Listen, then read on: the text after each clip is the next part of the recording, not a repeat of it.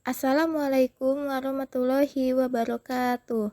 Perkenalkan, saya Firda Nuridayah dengan NIM 070 pada mata kuliah Akuntansi Lanjutan 2 dengan dosen pengampu Ibu Dian Juliani SE MSc.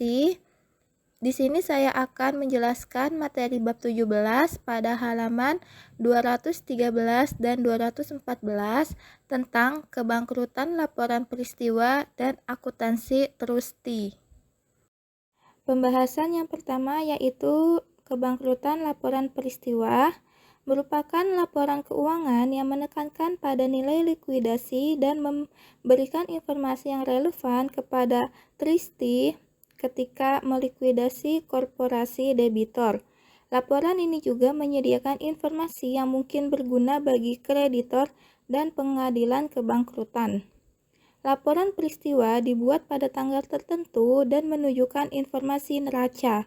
Aktiva diukur pada nilai realisasi bersih yang diharapkan dan diklasifikasikan atas dasar ketersediaannya bagi kreditor, dijamin sepenuhnya, dijamin sebagian, prioritas, dan tidak dijamin. Sedangkan kewajiban diklasifikasikan sebagai prioritas, dijamin sepenuhnya, dijamin sebagian, dan tidak dijamin. Dan penilaian biaya historis dimasukkan dalam laporan untuk tujuan referensi. Berikut ada contoh nilai yang dapat direalisasi pada Kendim, yang mana aktiva Kendim diharapkan dapat dikonversi menjadi kas dalam waktu 3 bulan. Estimasi nilai yang dapat direalisasi adalah sebagai berikut. Terdapat kas sebesar $3.000, sekuritas sebesar $7.000, piutang usaha sebesar $22.000, persediaan setelah beban penjualan sebesar $55.000, beban dibayar di mukanya 0, tanah dan bangunan sebesar $60.000, peralatan sebesar $12.000, dan aktiva tak berwujud sebesar 0. Pembahasan yang selanjutnya yaitu akuntansi trusti. Seorang trusti dalam kasus kebangkrutan tugasnya mengawasi aktiva korporasi debitor hingga dibebaskan oleh pengadilan kebangkrutan. UU Kebangkrutan tidak mencakup rincian akuntansi prosedural seperti apakah trusti harus membentuk serangkaian catatan akuntansi yang baik untuk menetapkan akuntabilitas perusahaan dan menunjukkan pelepasan tanggung jawab akhir, atau apakah catatan akuntansi perusahaan yang sudah ada harus dilanjutkan di bawah pengawasan trusti.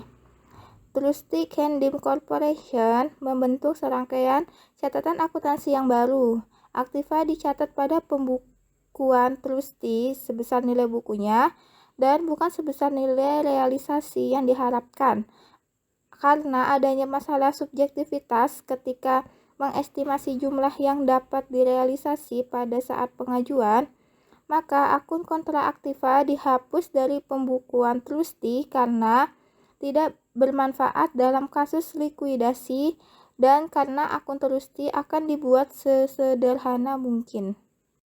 Berikut ada contoh ayat jurnal yang akan dibuat untuk membuka pembukuan trustee pada Kendim, yaitu ada kas bertambah sebesar 3.000, sekuritas bertambah sebesar 7.000, piutang usaha bertambah sebesar 25.000, persediaan bertambah sebesar 50.000, dan beban dibayar di muka bertambah sebesar 4.000. Berikut merupakan contoh penyajian laporan peristiwa milik Kendim Corporation. Pada informasi tersebut menyangkut laporan yang diambil dari neraca pada Praga 17-3, yang mana pada tanggal pengajuan dan sumber lainnya seperti penaksiran atas nilai likuidasi aktiva yang diharapkan dan perjanjian kontraktual dengan kreditor, utang hipotek bersama dengan hutang bunga sebesar $5.000 dijamin oleh tanah dan bangunan. Semua piutang usaha digunakan sebagai jaminan atas pinjaman bank dan utang bunga sebesar $2.000.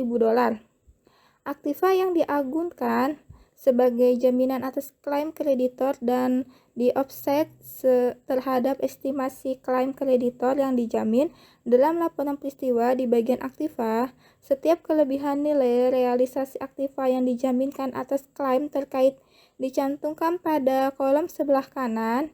Laporan untuk menunjukkan jumlah yang tersedia bagi kreditor yang tidak dijamin.